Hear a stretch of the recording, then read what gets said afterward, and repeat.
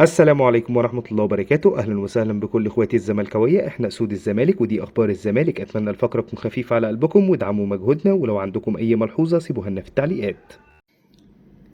الزمالك اختتم الاستعداد لمواجهة الشرطة الكيني. حرص الجهاز الفني على تخفيف الحمل البدني للاعبين قبل اللقاء خوفا من تعرضهما للإجهاد، وأدى اللاعبون تدريبات بدنية خفيفة تحت إشراف جيفاو ميجل مخطط الأحمال، وأدى اللاعبون فقرة تدريبات خططية تحت قيادة جيزوي جيمز قبل خوض تقسيمة فنية لتنفيذ ما تم التدريب عليه. وفي ختام المرن الأمس خصص الجهاز الفني فقرة للتدريب اللاعبين على ركلات الترجيح. يخوض الفريق الأول مباراة ودية يوم السبت المقبل بقرار من جوزيه جوميز لتجهيز الصفقات الجديدة للقاء السوبر الإفريقي أمام الأهلي، وستقام المباراة بين الفريق الأول ومواليد 2005 بالنادي الساعة 10 صباحا. أصدر مجلس إدارة نادي الزمالك برئاسة حسين لبيب بيان يشكر فيه مجلس إدارة نادي مودرن سبورت برئاسة وليد دابس، وجاء بيان شكر الزمالك بعدما وافق مودرن سبورت على خوض الزمالك تدريباته على ملعبه في استاد القاهرة الدولي.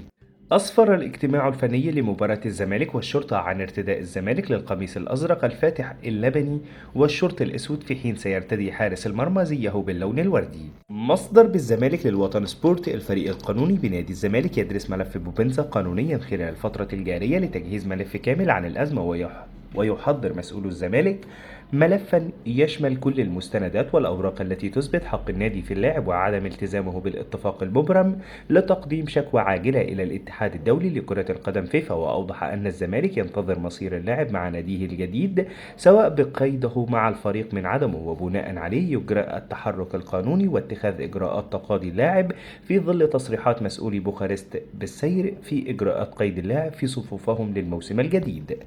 من المقرر أن تلعب مباراة الإياب بين الزمالك والشرطة الكيني اليوم الجمعة على ملعب استاد القاهرة الساعة 8 مساء بتوقيت مصر.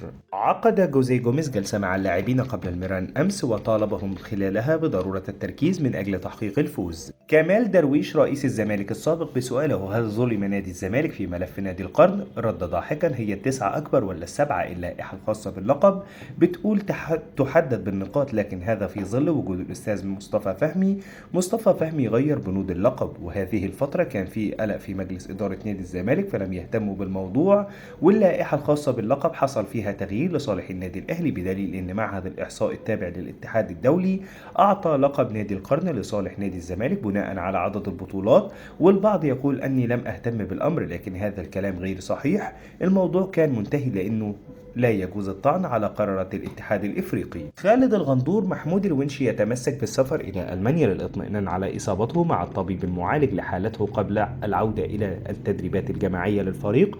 والونشي قبل إصابة الصليب الأولى والثانية كان أفضل مدافع في مصر، وغيابه أثر بشكل قوي على دفاع الزمالك، واللاعب أجرى آخر عملية في فبراير الماضي واستمر تأهيله لمدة 7 شهور، ولكنه الآن يرجع للتدريبات الجماعية وعايز يسافر ألمانيا يتابع حالته. والزمالك شايف الموضوع مرهق ماديا ان اللاعب يسافر ألمانيا، ويرى أنه خاض فترة التأهيل لمدة 7 شهور واكتمال شفائه، وربما رجل أعمال يتحمل تكلفة سفر الونش إلى ألمانيا للإطمئنان على حالته.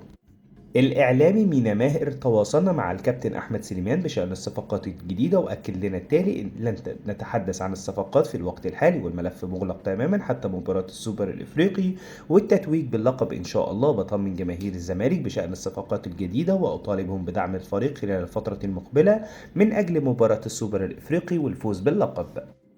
إصابة إيشو في العضلة الخلفية خلال تدريبات الفريق الأمس مما أدى إلى استبعاده من مباراة الشرطة الكيني. تعاقد نادي حرس الحدود مع محمد أشرف لؤى لاعب خط وسط الزمالك السابق لمدة موسمين في صفقة انتقال حر بعد فسخ عقده مع الزمالك. نبيل الطرابلسي مساعد جيرنوت روهر المدير الفني لمنتخب بنين: ابتعاد سامسون عن المشاركة مع الزمالك تسبب في خروجه من حسابات الجهاز الفني لمنتخب بنين، مشيدا بثنائي الزمالك سيف الجزيري وحمزة المسلوسي، وأكد أنهما إضافة كبيرة للزمالك ومن اللاعبين الذين يمتلكون إمكانيات كبيرة للغاية.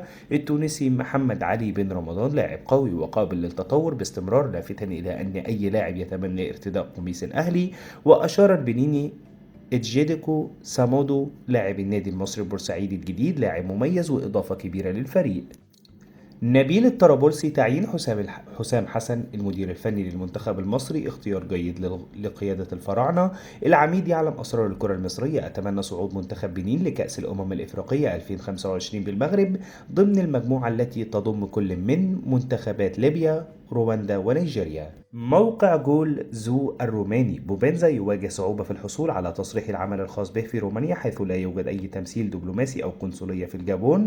وشددت التقارير على وجود محاولات من مسؤولي ريبيد بوخارست لإنهاء المشكلة المتعلقة بتصريح العمل الخاص بالجابوني بوبنزا، كما أشارت إلى أن وضع الجابوني أكثر تعقيدا من زميله الكاميروني كلينتون نيجي، وذلك بعدما أعلن الزمالك عن توقيع بوبنزا عقد مبدئي مع الأبيض قبل توقيعه لنادي ريبيد بوخارست وفقا لما أشارت إليه التقارير. اسلام صادق: إدارة الزمالك وضعت وليد الكارتي على رأس قائمة المطلوبين لتدعيم خط وسط الفريق، خاصة وأن عقده مع بيراميدز ينتهي بنهاية الموسم المقبل ولم يتم تجديده حتى الآن. ولم يقتصر الأمر على اهتمام الإدارة فقط، بل أكد أن جوميز قد رحب بفكرة ضم الكارتي ويرى جوميز فيه إضافة قوية للفريق، مما يعكس مدى أهمية اللاعب في خطة المدرب لتطوير أداء الفريق. بس كده هي دي كل الاخبار اللي كانت معانا النهارده عن نادي الزمالك. اتمنى الفقره تكون خفيفه على قلبكم. ادعمونا بلايك للفيديو، سبسكرايب للقناه، ومتشكرين جدا على دعمكم. لو عندكم اي ملحوظه سيبوها لنا في التعليقات. سلام.